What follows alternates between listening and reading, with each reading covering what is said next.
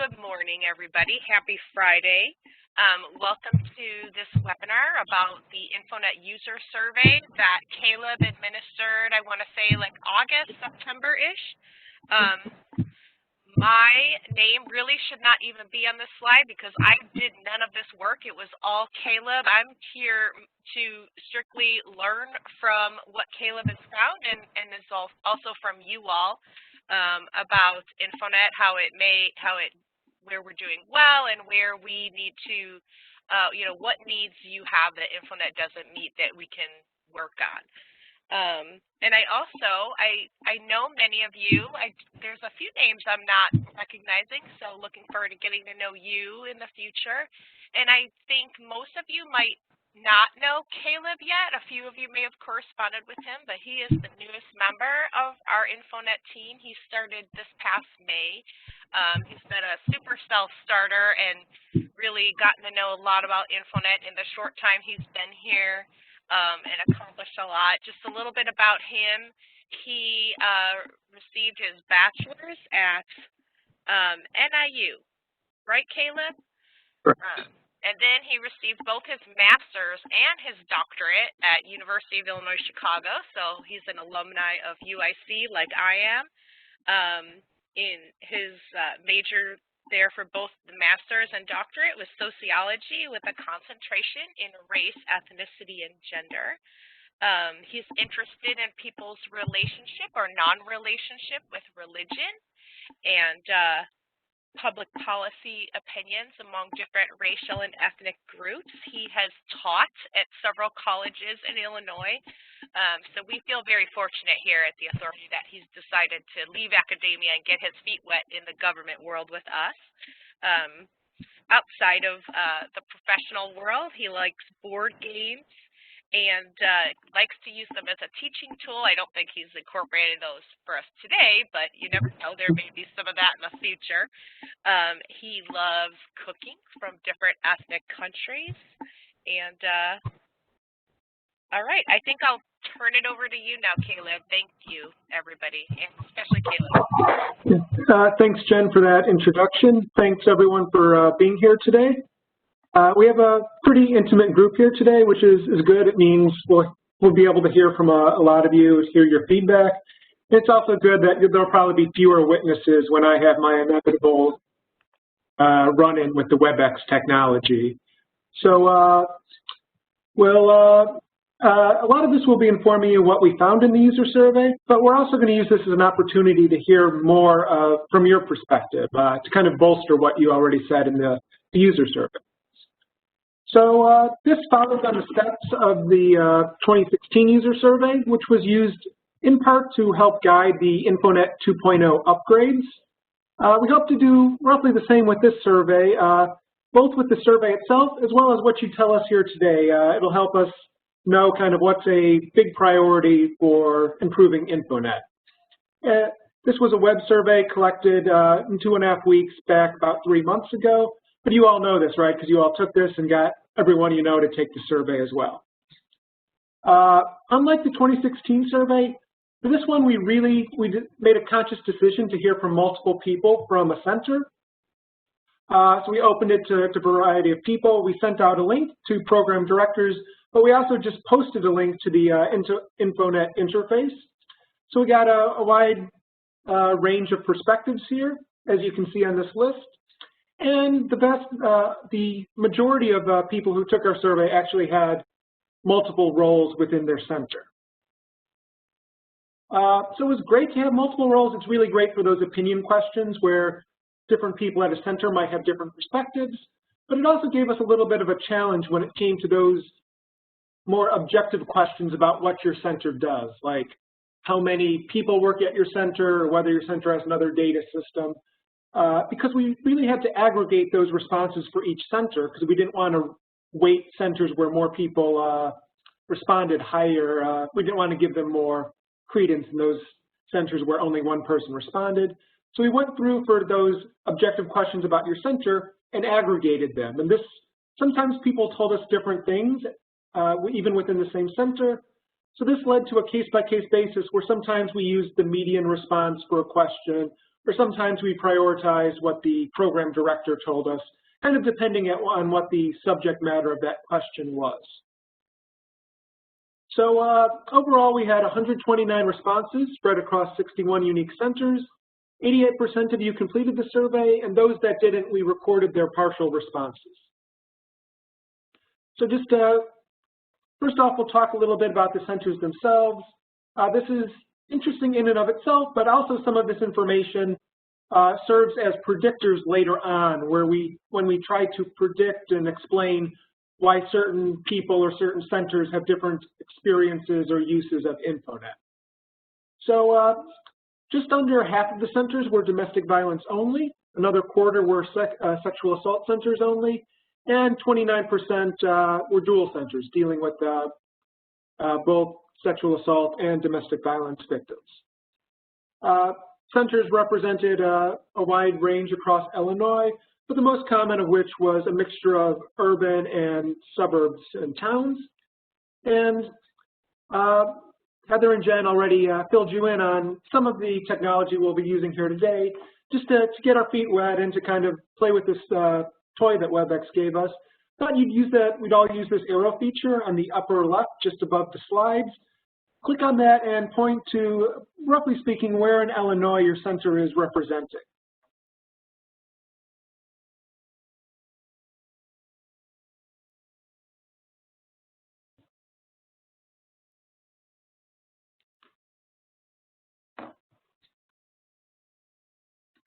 Like everyone's slightly adjusting. Okay, thanks for that. It's nice to know that despite the fact that we have a somewhat small, intimate group here today, it looks like we have a lot of the corners of Illinois represented nevertheless. Thanks for that. I'll clear the screen now.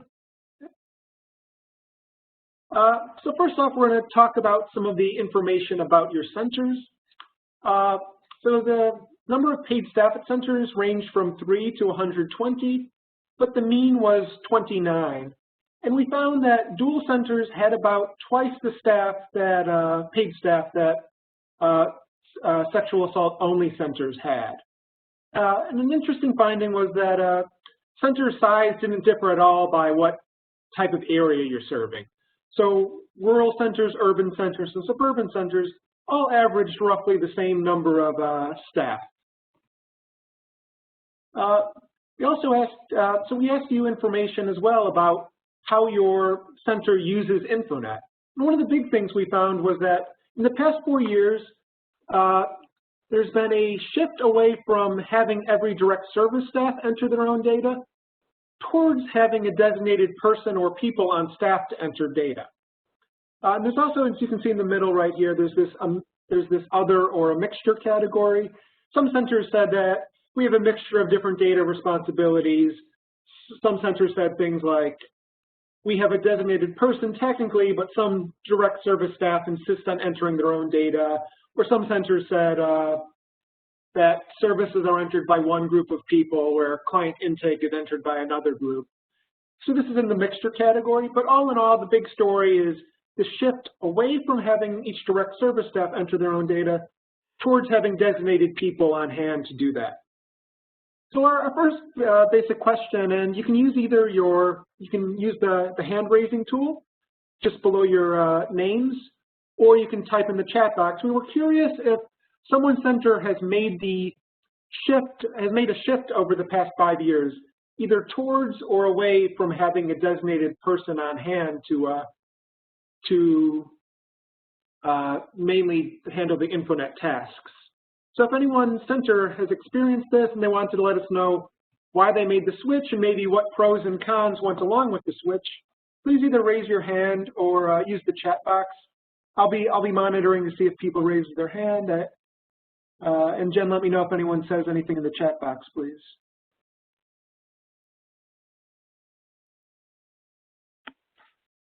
Will do. Yeah, and I mean, centers enter data in different ways. Some people have everybody enter their own service data in clients, whereas others have a designated person.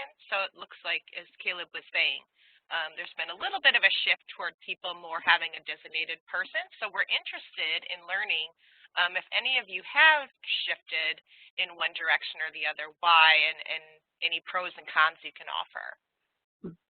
I see Francine said something. If you want, Francine, I could unmute you and you could tell us a little more about your center's decision. Doesn't have to be that. I don't want to put you on the spot, but let us know in the chat or raise your hand if you'd like for us to do that.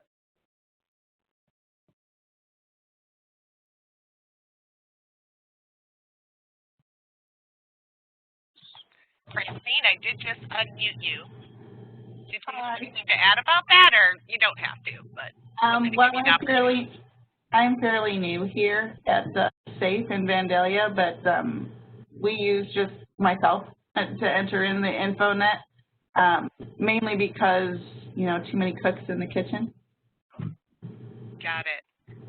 Yeah, I think we heard that in our prior webinar too, that places found that having a designated entry person can kind of cut down on the idiosyncrasies between each person that enters their own data. So thanks for that, Francine. I'm gonna mute you. Okay. Okay, so let's move on. So here we see the frequency of data entry. So about 2/3 of places enter data into InfoNet daily, or at least a few times a week. So later on, some of the other variables that deal with experiences with InfoNet or uses of InfoNet, we did look to see whether frequency of data entry actually impacts any of those. And by and large, how frequently your center enters data doesn't really have any meaningful impact on your experiences with InfoNet. So it's great if your center enters data daily, but honestly, it seems like if your center enters weekly or monthly, you have the same basic experience and usages of InfoNet as everyone else. And here you can see we also asked you at your center what roles regularly use InfoNet. These are not mutually exclusive. This was a category that was check all.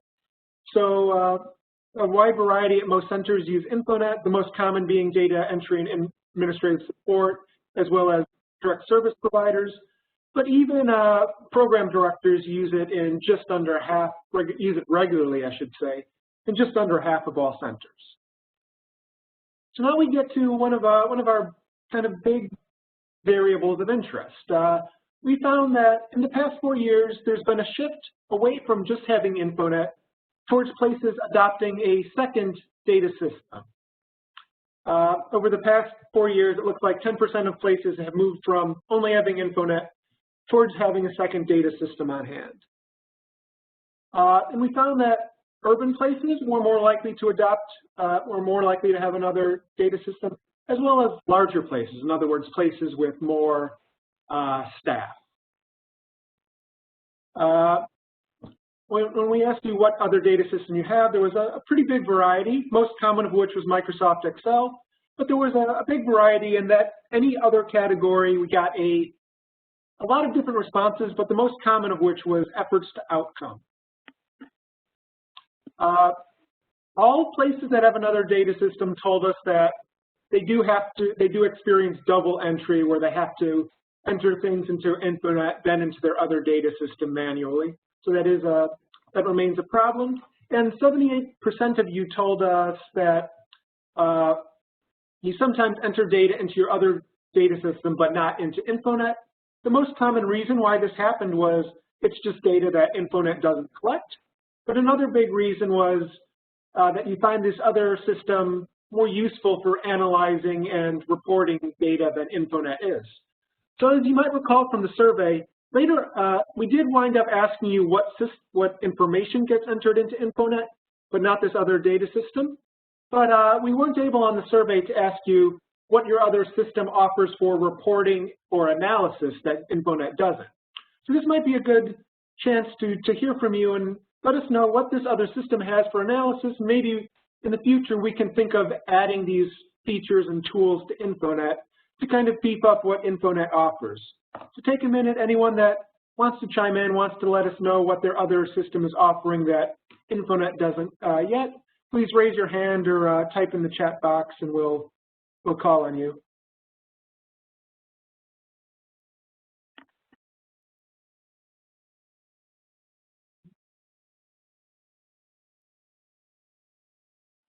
Anybody participating that does use another system want to comment anything about what that system can do that InfoNet doesn't?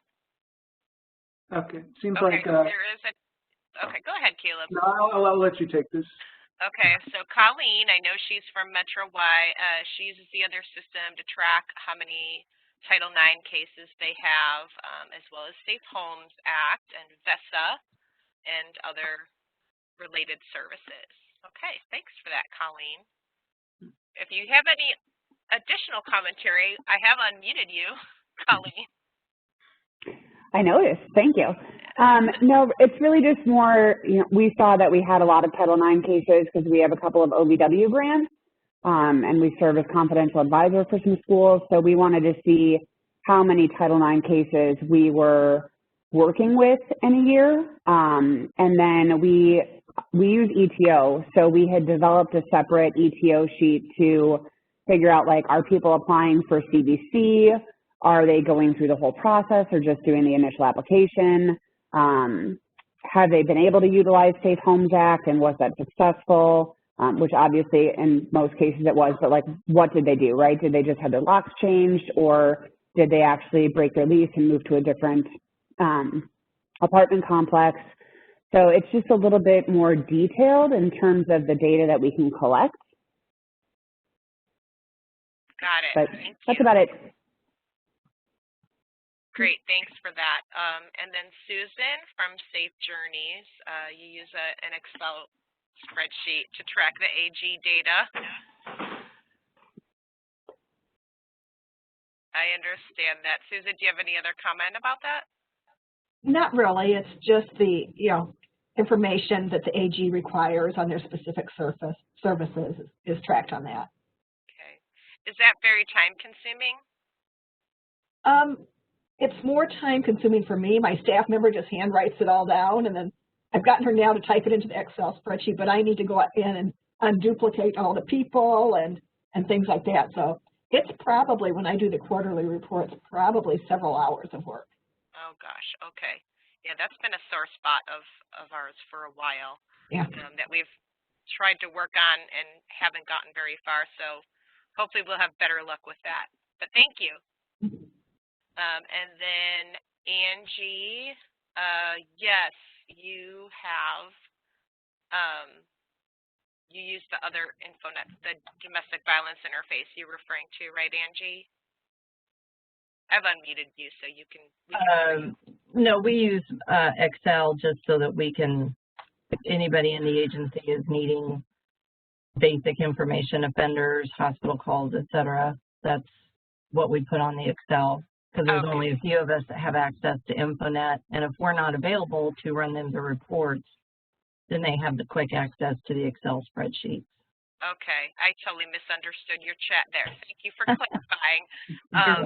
Also, I would like this group to know that we do have the ability to create an InfoNet account, so users would be able to run reports but not look at or enter or make any kind of modifications to your data. So if that's something that any of you would find helpful, please reach out to us. Okay, and then Jason, duplication or deduplication of participants across sessions that go across multiple days. Okay, I'm having a little deja vu, Jason, so I'm wondering if we had a conversation about this probably at some point earlier. Do I need to explain that further? Probably. If you don't mind, sure. Yeah, so I'm thinking particularly when we do education for like school students, we typically don't do like one session of education. We do multiple sessions just for all the best practices and showing that. So we might, just to use an example, we might go into a school 4 times with the same class, and you know, if those 4 sessions are on different days, they're entered as different discrete presentations in InfoNet, but I need to be able to tie certain classes together as one. Like a series. Like a series for, again, other funders, because we, you know, if we don't, like historically we were reporting like grossly duplicated number of participants, and we realized we don't have to do that. But the way to not do that was to do it in another data entry system where we could do the deduplication. Got it. Actually, that's reminiscent of something I heard in the survey, which we'll get into in a second. That might have been someone from your center saying this, something very similar, Jason, but thanks for that. Mm-hmm. Okay. So thanks for that. Beyond all this, like I said, we asked you, well, what other information gets entered into InfoNet but not other places? The most common response was things that just per its user agreement, InfoNet just couldn't add even if we wanted to. These are identifying info. We can't collect anything like name, emergency contacts, telephone number, social security number. We can't collect anything on this list, unfortunately. But we did hear other things that either gets entered into InfoNet or just things that people wish InfoNet collected even if they don't enter it into a different system. So we'll go over this right now. And I did order this list, roughly speaking, from most common to less common, but still interesting. So some of the big things places told us was they wish they were able to collect things like case notes, therapy notes, and overall client service plans. There was also a lot of interest in InfoNet adding things that dealt with immigration and citizenship status. And a few people also told us that beyond just collecting whether or not someone has special needs when it comes to language, it would be nice if we had more of a spectrum that could capture exactly what someone's level of English skills were. Different places told us a lot of different things about what we should be collecting for court cases. One of the things that stuck out was people wanted an area to collect information about civil court cases beyond just criminal cases. One of these things, thankfully, we're actually in the process of adding right now, and that's we're in the process of making it so you can change and track income and employment status as it changes from month to month. Because especially for long-term clients, sometimes, and especially right in a tumultuous time like 2020, employment status or income can change from month to month, and it's very useful to be able to track that. Places also told us that they wish that service entry was more aligned with how they actually provide services. And this is where I got deja vu when Jason was speaking, because one person told us that they have a group service that lasts across multiple days, and it's really a pain to put that into to InfoNet currently. So that sounded a lot, like I said, like what Jason was describing. Places also told us they wish they could enter information provided by police officers that is used for victim outreach. And we had numerous requests for new features to avoid redundancy. This could look like anything from graying out a field when it's not applicable to just offering a wider range of NA features for various fields. And we're also aware that sometimes a returning client will come in with a new last name, and occasionally they'll get entered as a new client. As of right now, right, you have to come to us in order to merge or delete a duplicated client. The places said it'd be nice if we allowed them to do that, so it wasn't so awkward to come to us in those times. We also heard it'd be nice to track clients across multiple programs. And some places did tell us that they wish there was an easy way to identify and close clients that haven't received services in a while. This is actually doable at the moment with exception reports. So a bit of it might just be we have to offer more training about what various reports offer. But when we heard this, we did go into InfoNet to check. And over the past 5 years, only 3% of sexual assault clients who haven't received a service in the past year remain unclosed. So it does happen, but honestly, it's not too big of a concern. Oops. Caleb, I'm going to jump in just for a moment. I did want to clarify that the tracking across multiple programs, and ask you, Caleb, I think this does not mean tracking clients who go to completely different rape crisis centers, but rather different programs within the same rape crisis center, such as like a court advocacy program versus a counseling program internally. Is that correct? Correct. That's the what I got from that comment. Yeah. Okay, and I do want to ask, Caleb, if you don't think the timing is good, let me know. But I do want to ask if any of you did express a desire or a wish that InfoNet would allow you to capture case notes. Just interested in hearing any people that would like that or maybe wouldn't think that's a good idea, given that InfoNet is a web-based system, and could this information, potentially increase risk of somebody possibly, risk to client confidentiality. Does anybody have an opinion either for or against making a feature that allows for more detailed case notes?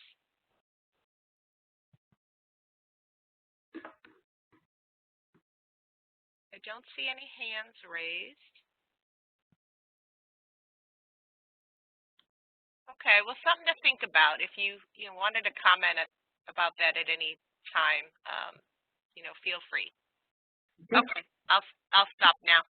Thanks. Okay. And a few final things. Places wish they were able to assign clients to case managers or close a client for just some services. And one final thing is that we're aware that by collecting age at first contact, places aren't really able to age up a client when a client that enters as a minor becomes an adult. So this was one final feature that places requested. But I'll tell you right now, what you see here isn't comprehensive. Pretty much I could give a 2-hour talk just about what places told me we should add. So thought we'd take a minute and use this whiteboard feature that I'm going to bring up in a second, and just let me know, beyond what you saw here, what additional information would you like InfoNet to collect in any of these areas: demographics, medical history, services, or court cases. So beyond what you saw here, either something that you said on the survey that you didn't see pop up, or maybe just an idea you've had very recently. I'm going to bring up the whiteboard. If you see the T right above the whiteboard, that T right to the right of the arrow, if you click that, you'll be able to write on the whiteboard and give us various different ideas about what additional stuff we could add. So I'll give you a minute or two to do that, then we'll see what input people have provided.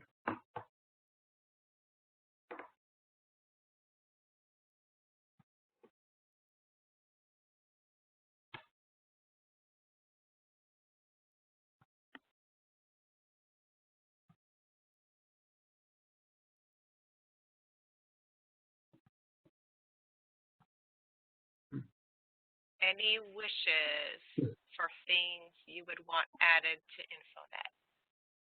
Please feel free to type them. Or maybe there are no such wishes. Okay. With the victim's consent, K number for kit, K number for the rape kit. Okay. I think somebody's clarifying what additional information could InfoNet collect. Yes, that's what we're asking. Things that would be helpful and worth the time, because any additional data field we add is more data entry time. So obviously it has to be worth the benefits. The ability to have InfoNet directly assign client IDs, that's interesting, because on our end in the database, right, we do just assign case numbers. I don't know if it would be doable to give places access to those numbers as well. Yeah, that's a thought.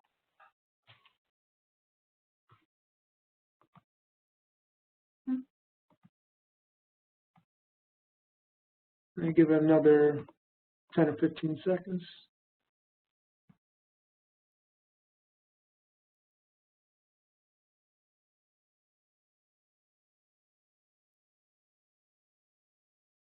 Okay. Thanks for that. So this next question, well, these next two questions will just be using the hand raising and the chat rather than the fancy whiteboard feature. But if anyone has any additional opinions about either how we can improve how we collect data, in other words, changing categories, things like that, let us know now, as well as if there's any fields that you feel aren't really useful, it's just more to fill in, let us know, because obviously we keep talking about adding more and more fields, and if we do that, it would make data entry more and more tedious on your end. So if there's any fields you think we should change the categories we offer, or just do away with altogether, raise your hand or type in the chat box, let us know.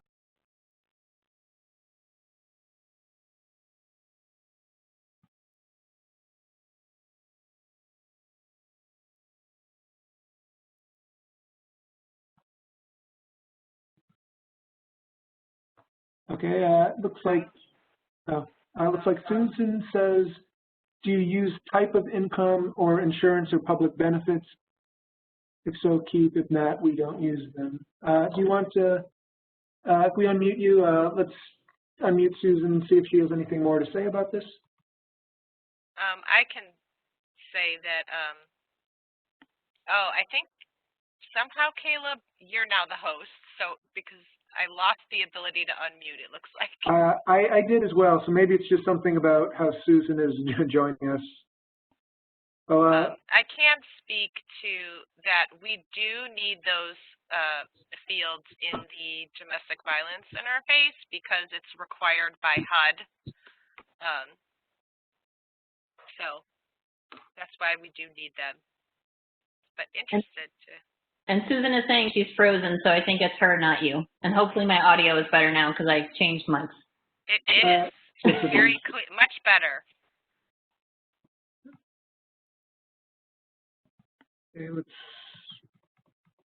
Okay, I don't see any other hands. Okay, and one final thing we wanted to know before we move on. So I know some of you are dual centers, so on the DV side of things, we're aware that there's this gap between what InfoNet collects and what HUD is looking for. But we are also interested, we're working on that, but we're also interested just in general. Are there any difficulties with between what's available in InfoNet and what your funders are looking for? Are there any changes we could make to InfoNet that would help you more smoothly meet your funders' demands? If there's anything you would suggest here, please raise your hand or type in the chat box. I can just add, like Susan mentioned before about the Attorney General grants, the VCBA. That is, InfoNet collects some of that, but it's not easy to pull it out in the way that the AG wants it. Anybody else have funders that you think InfoNet doesn't meet that reporting need, and if there's something we can do to help it meet that need?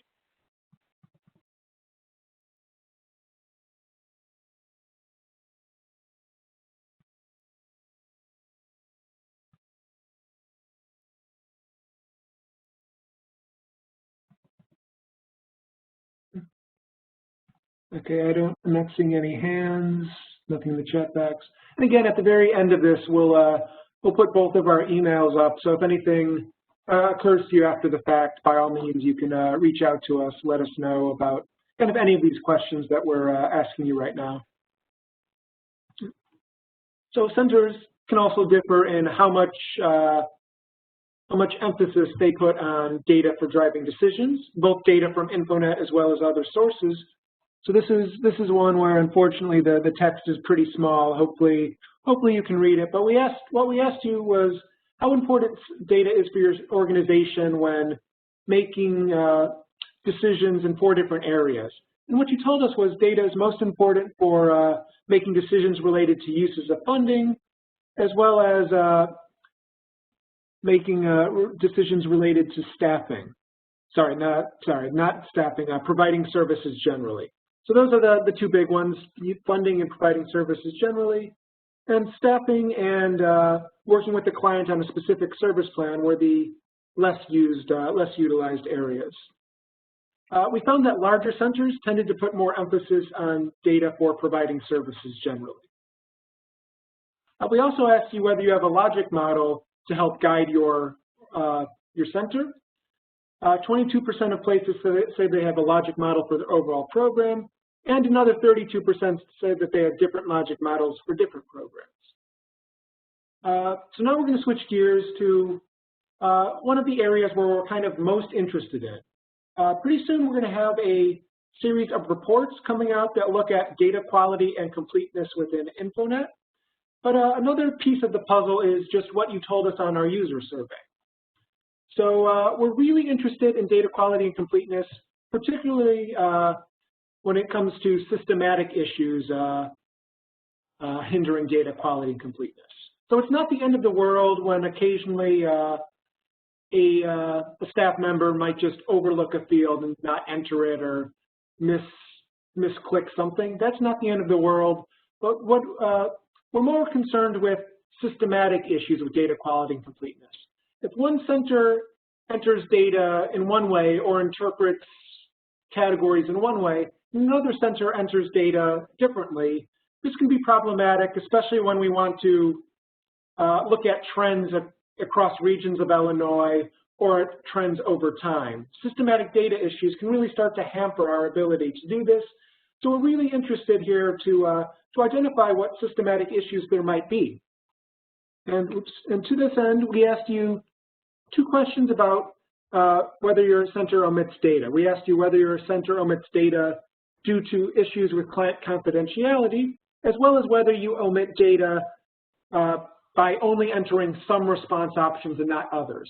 And what we mean with this second option is maybe your center might click yes if a client is pregnant, but you might just leave the field blank if the client is not pregnant. So we're really interested in these two areas. And what we found was, by and large, it's pretty rare for places to omit data either due to confidentiality or for certain response options, but it does happen. And we were kind of surprised that going into this, we really expected rural places to be more likely to omit data due to confidentiality just because they're in, they serve more tight-knit communities where someone's race or gender identity or something like this might make it easier to identify them. But actually what we found was urbanicity has no impact on centers' decision to omit data due to confidentiality. Here are the various categories that centers say are sometimes omitted due to confidentiality. There's a wide array, but most common are victim's location, gender identity, and race. And to just kind of gauge whether this was a big issue or cause for concern, we decided to look at one of these a little bit closer. So we looked at zip code, and we found over the past 5 years, 8% of SA clients have their zip code missing. So it does occur, but it's not quite cause for alarm on our end just yet. We also asked, again, what specific things sometimes get omitted for certain responses. And we found the most common omissions were income, pregnancy status, education, and sexual orientation. And just like this previous one, we decided to look at one of these a little bit closer. So we looked at pregnancy status, and we found that over the past 5 years, 36% of sexual assault clients have had their pregnancy status missing. So this is a bit concerning, but it occurs to us that probably a big chunk of this is clients that come in for services very soon after the assault, and just they're not able to take a pregnancy test yet to see whether or not they might be pregnant. So probably a large chunk of this is clients where it's just not possible to have a valid response of either yes or no yet. But this is one area where we are aware that a large chunk of the responses are missing at this moment. We also asked you for the various services you offer, what % of centers actually enter all the services they provide? The three that were kind of the most concerning to us were training other community organizations and public education, outreach, and prevention, because these have seen a bit of a decline in centers entering all services over the past 4 years, as well as media and publication services, because just about only two-thirds of centers currently enter all the media and publication services they offer. We turn now to measures that poll how useful you find the various reports and other things InfoNet offers to you. So we asked you three questions. We asked you to rate InfoNet in 3 areas, and we found that over the past 4 years, we've seen improvement in how you rate all 3 of the areas. We've seen the biggest improvement in ease of identifying and correcting data errors, which makes the most sense. It was one of the big focal points for the InfoNet 2.0 upgrades. And although all 3 have improved over the past 4 years, we've seen the least improvement in accurately representing the work of your center. And perhaps not surprisingly, we found that centers that have another data system tend to rate InfoNet poorer in all 3 of the areas. I guess it kind of makes sense, right? You have this other data system, and you might be able to see what features or tools InfoNet hasn't implemented yet. So like I said, the smallest change, I should say, was in whether InfoNet accurately represents the work of your center. So I thought we'd take a moment here to ask you, and again, you can raise your hand or type in the chat box, are there any areas that InfoNet falls short in representing the work of your center? In other words, are there any things that slip through the cracks related to the services you offer, the clientele you serve, when you're running InfoNet reports? So take a moment, you can raise your hand or type in the chat box. And we're interested to hear if there's anything that InfoNet doesn't really provide when it comes to representing your center.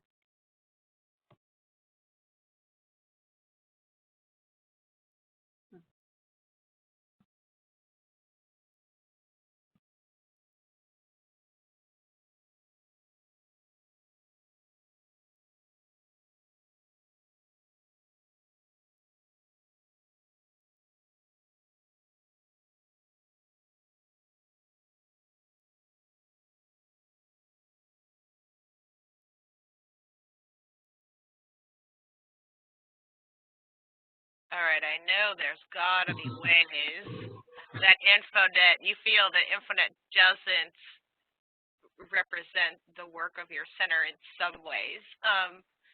So if you don't want to, if nothing specific comes to mind now, that is really important feedback for me and Caleb to hear. So we want you to be candid, and if you can't think of or you don't want to make a comment here, you can also reach out to us by calling or emailing following today's webinar. Yeah, so like Jen said, at the very end we'll have our emails up, and we're always interested in hearing ways we can improve. So let's move on then. We also asked you how frequently staff at your center have difficulty finding an appropriate report to display the information you're looking for. And this is one of the big areas where we see room for improvement. There's about half of centers say that they often or sometimes have issues with employees finding the appropriate report in InfoNet. And we found that centers that use a mixture of data entry and InfoNet responsibilities tend to be more likely to have people have difficulty finding reports. And that's compared to centers that either have everyone enter their own data or have a designated person for data entry. Slightly more optimistic, though, is we found that 62% of centers say that their staff is either extremely or very competent when it comes to generating and interpreting InfoNet reports. But beyond just reports in general, what we're really interested in is usage of specific types of reports. So we asked you all of these 6 specific types of reports, how useful do you judge them? And we found the 3 biggest stragglers, the 3 ones that people find least useful are standard offender, medical, and criminal justice reports, exception reports, and ad hoc reports. So these were kind of the 3 that we focused on because we see that there's a good degree of room for improvement in all of the 3. So once again, we found that centers that use a mixture of strategies for data entry and InfoNet responsibilities tend to view reports as less useful compared to other centers. But we were keenly interested in what we were keenly interested in was ad hoc reports, because these were the most recent addition to InfoNet. And what we found was, let me go back a second. A full half of centers didn't even make it on this this table here, because a full half of centers say that they don't even use ad hoc reports. So we were interested in, well, who's not using them, and what maybe can we do to help make ad hoc reports more useful for them. And we found that 80% of rural centers never use ad hoc reports, as well as smaller centers tend not to use ad hoc reports. So this gives us maybe an idea of what we can offer in future training. Maybe we can provide training about these areas that rural centers tend to be more interested in, like identifying service gaps in their community. Well, we're really interested in hearing from both halves of the equation. So those of you that never use ad hoc reports at your center, what hurdles remain? What prevents you from using ad hoc reports?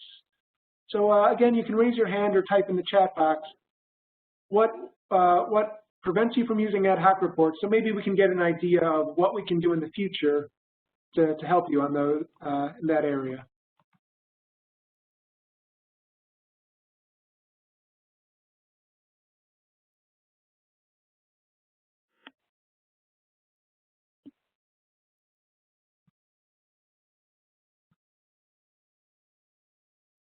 Those of you who don't use the ad hoc reports, want to tell us why?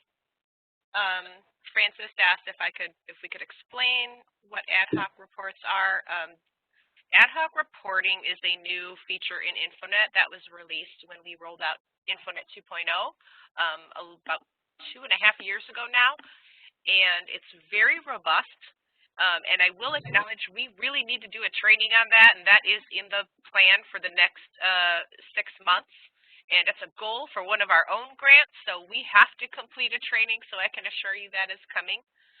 But any of you who have looked at them, or maybe you haven't even looked at them, maybe one of the reasons is you don't even know they exist. So anybody want to offer why they don't use them? Looks like Jason says that at his center there's no current need for them. Okay. Looks like it was a bigger need with a domestic violence agency. Okay. Okay, Becky sounds from like DeKalb hasn't been able to successfully run one and unsure how to actually do them. Okay, well, hopefully training, we can demonstrate some ways that we think they could be really useful.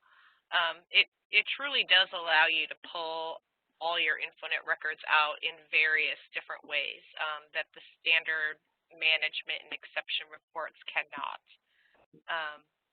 Angie, you've tried a few times and it's confusing. Yes, I should say that even with a training, I think you need to be somebody who's comfortable with data to use it and reap the benefits that I think you can get from it. But I have also learned that there is at least one person in every center that has that quality. So yeah, training, agreed. Okay, well, thank you. Anybody else? Colleen says she's not certain if those above her use it, but as a middle management person, she does not. Okay, well, maybe we can give you some useful tools you didn't know about. Okay, so thanks for that. And it sounds like Becky's comment that she's unsure. Sorry, someone. Okay, I thought we had a comment that was a good segue. Maybe not. But those, I think part of the battle beyond training is just realizing what they can offer you. So those of you that have used ad hoc reports at your centers, is anyone willing to share a success story about what they do offer to help the other half of people that don't really use them see what they can provide for your center? So if anyone wants to give us a success story, let us know. So Susan says they use it monthly but need more training. They help to divide out public education, et cetera, by county for 7 to 8 board funders. Oh, wow, Susan, I just realized, I remember we used to break this out for you and send you an Excel file. So I'm just curious, is this the same funder that we used to run reports for you from our end? I've unmuted you, so if you wanted to talk, we can hear. Yeah, it is the same funder, and actually it got set up because I think either Ming or you set it up as an ad hoc report because I couldn't figure that out. So I do go in and I use it every month. Okay, very good. Training may help. And, you know, another feature of ad hoc reports is that they can be saved. So if it's something you only use occasionally or maybe even once a year, it's something you can go in a year later and pull up the same report and just change the dates. So I don't know if you knew that, Susan, but if you run it monthly, that is certain to come in handy. Yeah, and we use the saved one to do it. The other thing that once I figure out how to do it would be good is every year we run reports for United Ways with specific zip codes, and it would help a lot to be able to figure out how to do that. Okay, okay. One tip that might help with that is there is a management report. It's the very first one. It's called the Client Detail Information Report, and it has a sorting feature where you can sort clients by zip code. So if you run the report that way, it will give every client sorted by zip code. So you can see how many clients are from this and that zip code all in one place. It's probably going to be long because it'll list all your clients, but it's definitely better than running a report with one zip code filter than another one with another zip code filter. I'm sorry, go ahead. Yeah, and that's what we do right now, but it'd be nice to have it saved as an ad hoc so that I don't have to go in and put all of the zip codes in every year, or how to spell street or 400 ways, because we apparently don't know how to spell it ourselves. Okay, thank you. Okay, anybody else?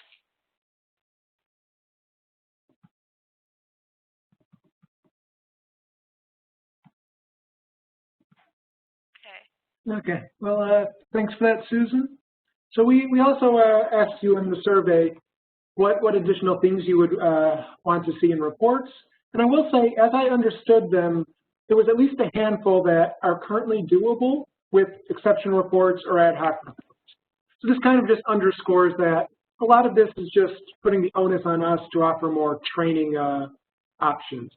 But there were a few other things that people mentioned that were interesting pitches. So one thing was the ability to see which services are typically received in combination. And another thing, as we're well aware, is that currently the way that race and ethnicity is provided in reports isn't very useful for what some funders are looking for. People told us a variety of different things that they wish they could filter for reports. And one final thing, it sounds like there's a little bit of overlap maybe with what Susan was just mentioning there, is places want the ability to split by filters rather than just select. And what we mean by that is when you select, say you select a zip code, you select 60608 and tell InfoNet to show you the demographics of every client from 60608. But if you were able to split by zip code, that would allow you to split by zip code, and InfoNet would, just by clicking that, would spit out a series of reports of demographics, one for each zip code that your clients are from. So it would make it a lot less tedious to look at things like breakdowns by things like zip code or race or other things that might be of interest to you. So again, these are a few of the wishes that people told us they had. We also were curious just what your center is using InfoNet for. You can see this is a big, long list. I believe there's 11 different things here. Most common usage was submitting formal reports to funders. Probably not too surprising, since I think a lot of you probably got involved with InfoNet initially because of funders' demands. But we were really interested in those areas that are lesser used, those areas like identifying service gaps in the community, strategic planning, case management. And we also were a little bit interested in program evaluation, because you can see over the past 4 years there's been a little bit of a dip in amount of centers that are using InfoNet for program evaluation. But we were, of this 11, we were kind of most interested in case management, to the point where we actually asked this follow-up question of what hurdles there are from you using InfoNet for case management. The most common response was a training issue. Places just weren't aware of how to use InfoNet for case management. Another one of the big issues was just an issue of what fields InfoNet currently offers. Places, about 28% of places said InfoNet just doesn't have the useful data that we're looking for. So part of it is just adding more fields. And finally, the third most common response was just they use a different data system for case management. But when we go through and these lesser used fields, we'll just go through and provide a quick rundown of what we found with what centers tend to actually use the InfoNet for these areas. So when it comes to reporting to the broader community and or media, we found it's less common among urban centers, more common among larger centers and dual centers. For viewing info about clients and services, clients served over InfoNet, it's more common among rural centers and larger centers. Use of InfoNet for program evaluation is more common among smaller centers. Use of InfoNet for identifying service gaps in the community is more common in rural centers. Use of InfoNet for reviewing trends over time is less common among centers that have another data system on hand. And use of InfoNet for strategic planning is more common among rural centers.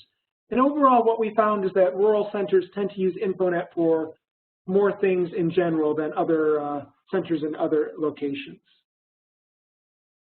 And we asked you, we provided 4 hypothetical features that we were curious about adding to InfoNet to kind of gauge how useful you think those would be for your center.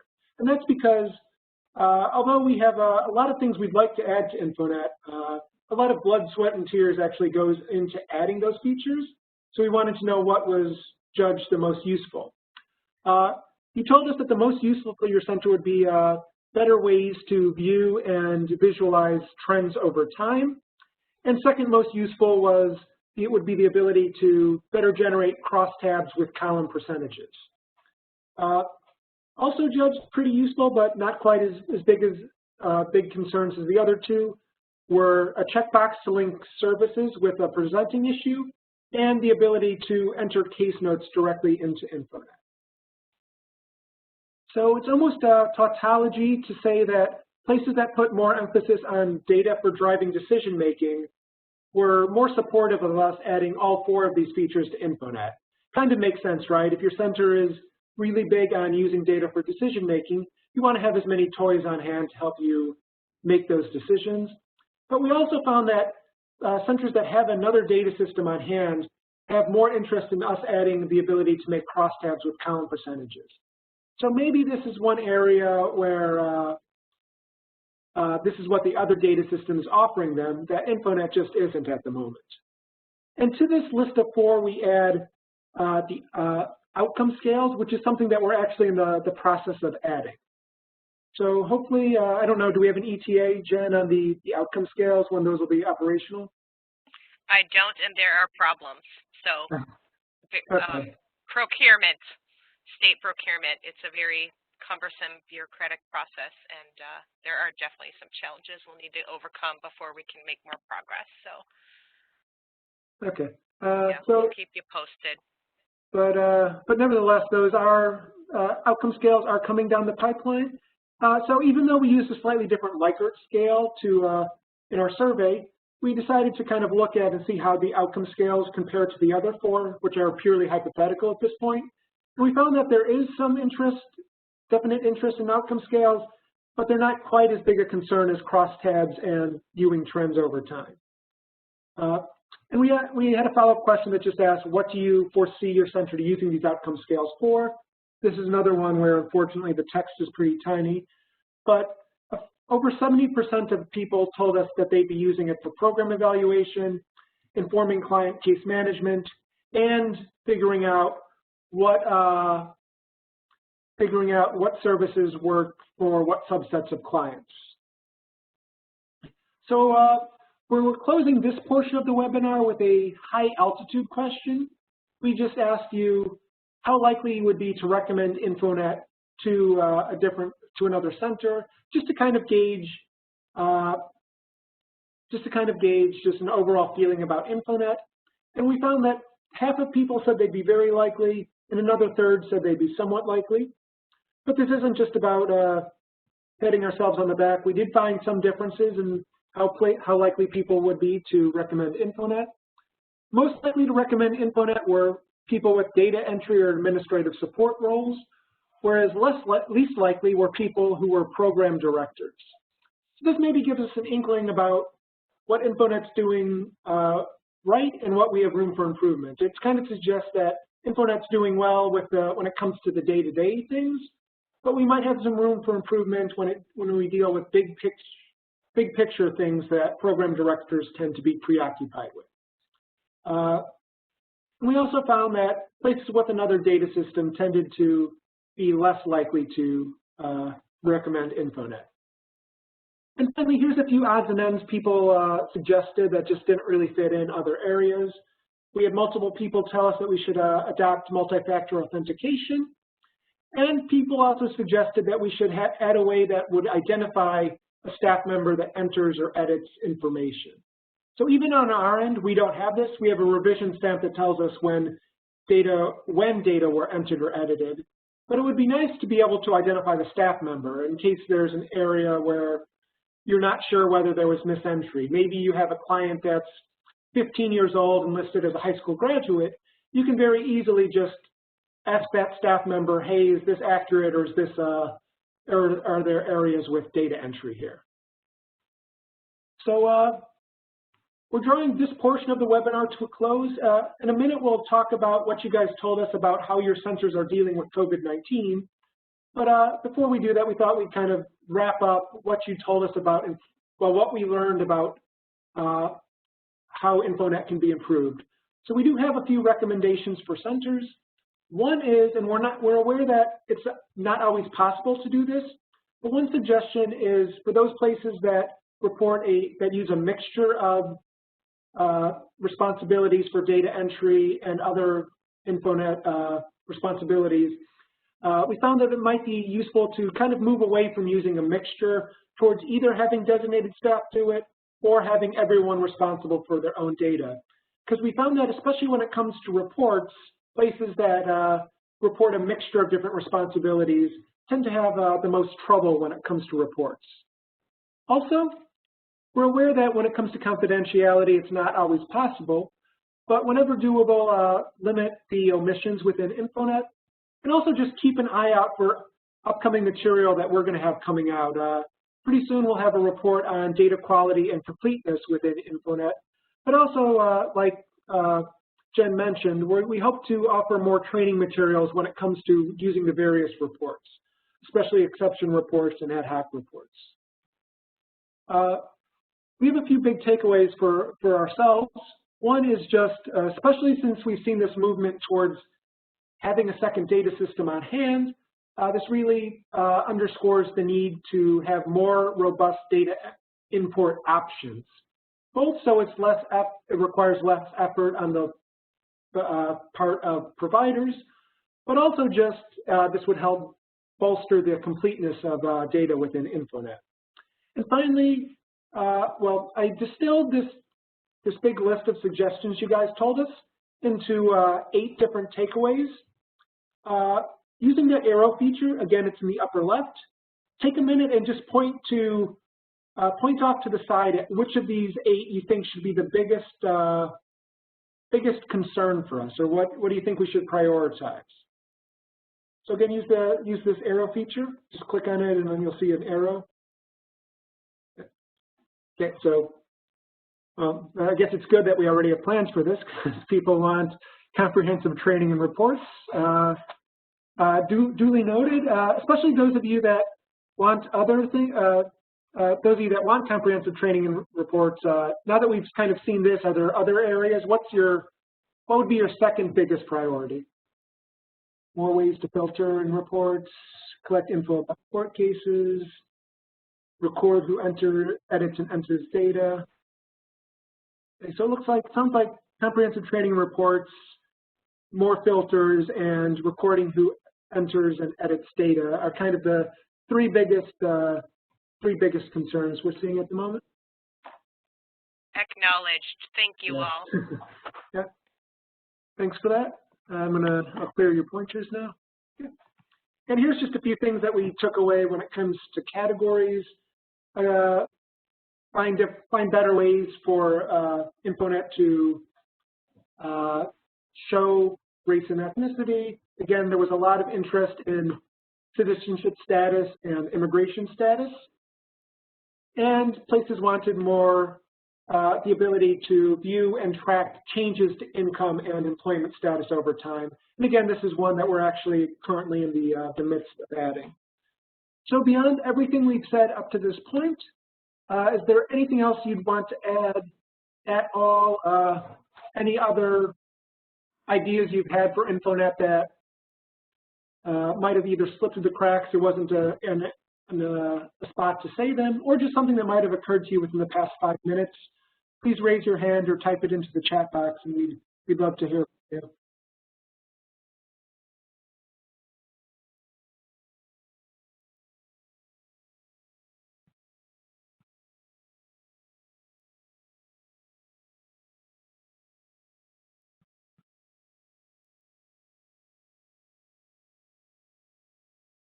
I don't see any hands. Yeah, me neither.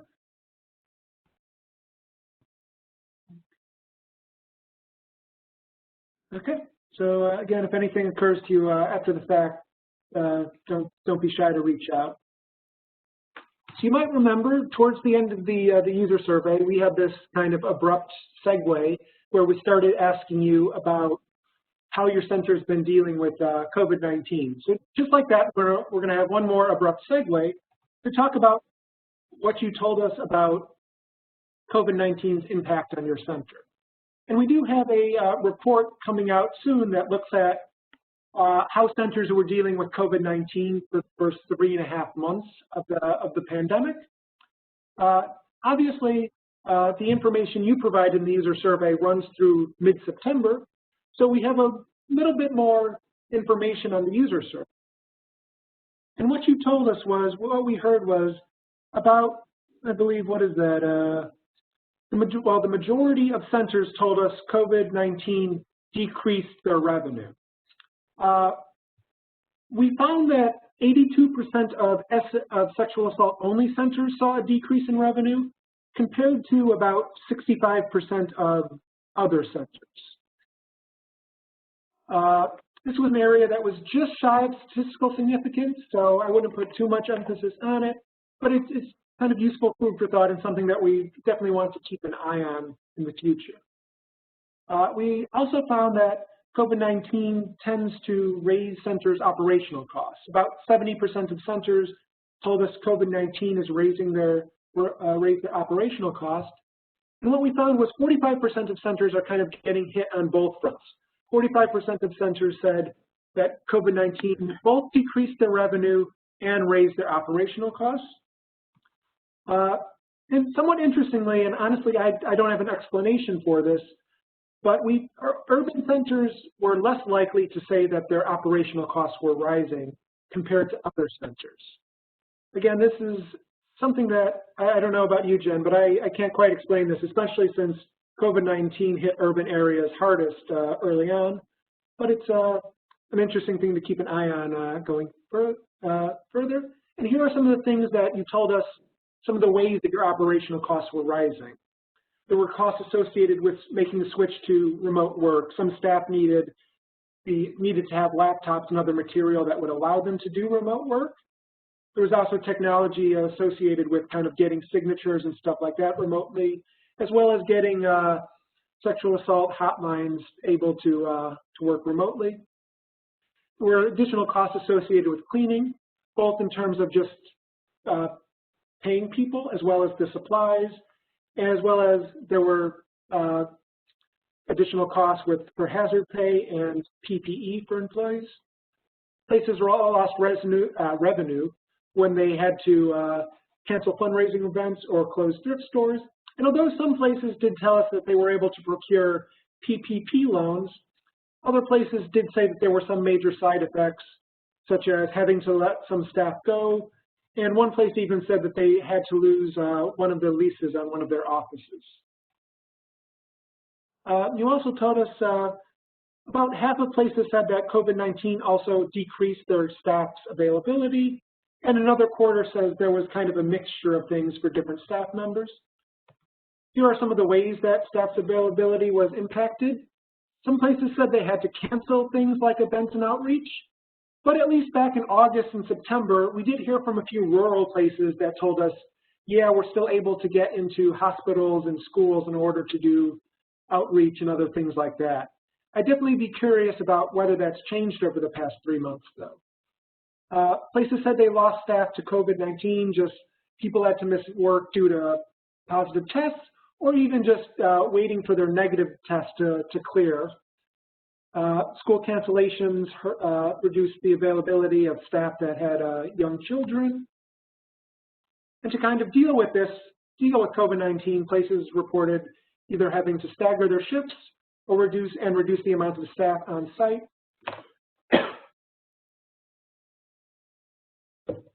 In some places, particularly those in college towns, told us that they had a drop in interns and volunteers once colleges canceled classes and people returned to their hometowns.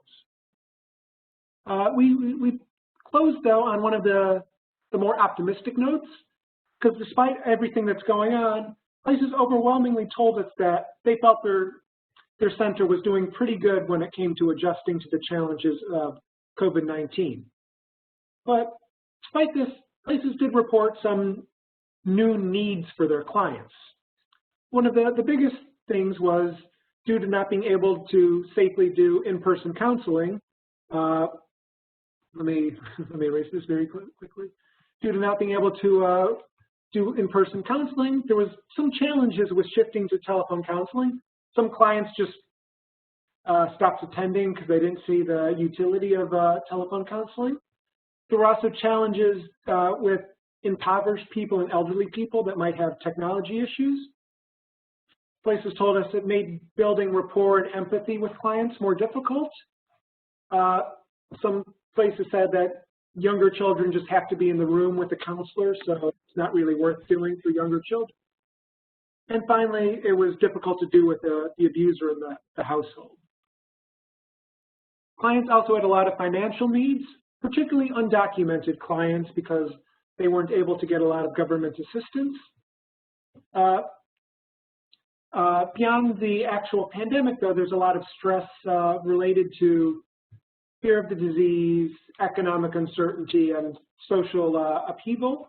Places told us that their clients were exhibiting a lot more stress and anxiety, to the point where some clients that had thought they had completed their counseling and kind of completed services wound up returning because COVID-19 and the stress associated with it wound up exacerbating matters. There were some technology needs, particularly for people to attend court cases, as well as places reported difficulty matching up clients with special language needs with a staff member that could meet those needs. And overall, I just went through and coded all of the open-ended material you guys told us. Here you can see the big list of things that you told us of needs that clients saw rise over the pandemic. Some of the biggest ones were financial need for housing and shelter, technology, and transportation. But again, all of this just runs through August and September, and even the report we have coming up just runs through the end of June. So because what you told us in the survey is just through the end of August and September, and is about three months old in a pandemic that's quickly developing and quickly evolving, I thought we'd ask you a poll right here. This is one area where I might not be able to get it working. Let's see. You may have lost it, Caleb, when I made Jennifer host. So if you make me the presenter really quick, I can pull it up for you. Just right-click on my name and change role to presenter. Okay. Okay. So it's. I think I just did it. Okay. So I just opened the poll so people should see the question and be able to answer it. We got people answering? Yes.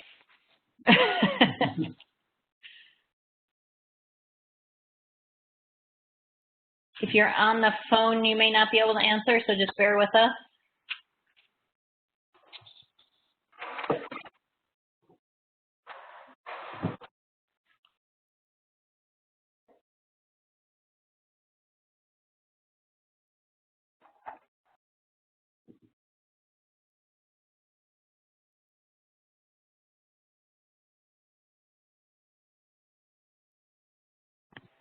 All right, I'm going to give people maybe like 30 more seconds and I close it out.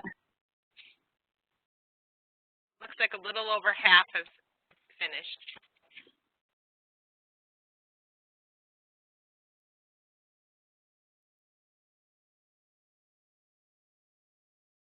All right, hopefully people can see the results on their screen.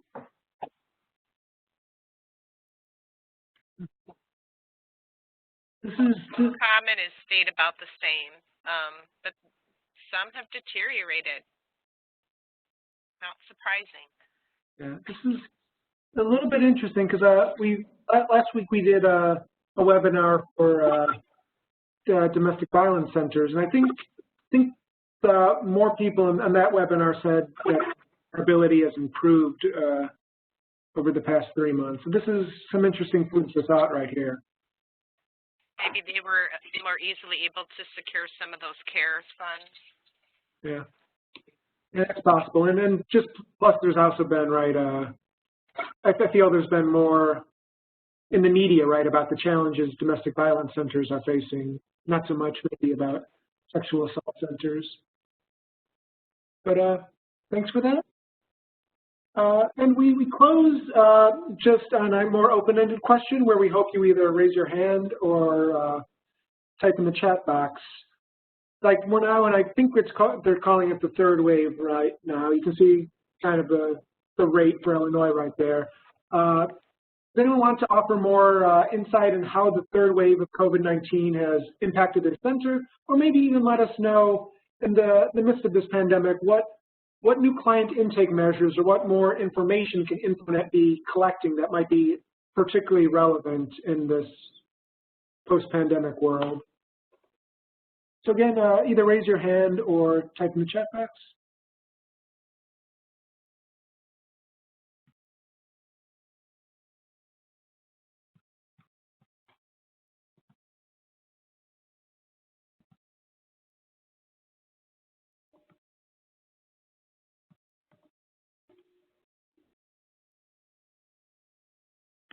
Not seeing anything. Yeah, me neither. And I definitely understand if at this point, after nine or so months, you've just heard too much about, okay, we've heard something from Colleen. Third wave has impacted each of our centers differently. Cook County was under a stay-at-home advisement, so they stopped in person. I'm going to unmute you, Colleen, just see if you have anything more to add to that. So you're unmuted, Colleen. Anything additional to add? So we've got a lot of centers across the Chicagoland area. So I can speak mostly for DuPage because that's generally the center that I'm supervising in terms of advocacy. But our 3 advocacy sites are South Chicago, South Cook County, and then DuPage County. So Cook County, since it went under stay-at-home advisement, they were doing some in-person response in terms of advocacy, just limited hours. But when the stay-at-home advisement came into play, we went back to responding over the phone. For DuPage County, we had started responding to some calls in person, particularly like if there was also DV or human trafficking, if the person was pregnant by their offender, kind of like your really high needs cases. So we actually remained open and kept that into play, and we are actually trying to make sure our volunteers are going on the schedule in January, at least those who are comfortable going on the schedule. But it seems to vary county to county as what our response is for right now and how we've been impacted. Thank you. Thanks for that. Anyone else want to offer their experiences?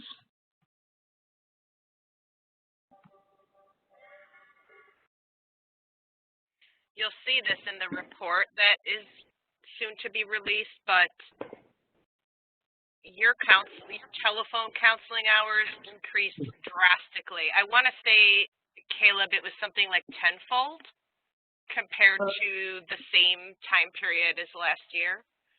I think it was tenfold increase in telephone counseling hours and like 16-fold in, well, for the DV places and off-site shelter. Those were like the two biggest takeaways of many, though. Yeah, so I imagine your ears are ready to fall off being on the phone for that many hours that, compared to what the norm is. Well, we do hear something from Angela as well. We are not allowed to go into hospitals to support survivors. Plus, we have moved all counseling sessions to video telephone to reduce exposure to center's employees and clients. So out of curiosity, I think you were familiar, Jen, with Angela. What area does her center? Decatur, right? No, I'm sorry.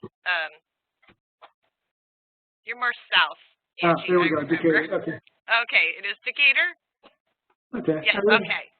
Okay, I was curious about that because we've, like I said, on the survey at least, we heard from some rural places that we're still able to get into hospitals. So, especially rural places, we're kind of interested in. Since the past 3 months, when things have when it's kind of been ubiquitous in Illinois, whether that's changed at all.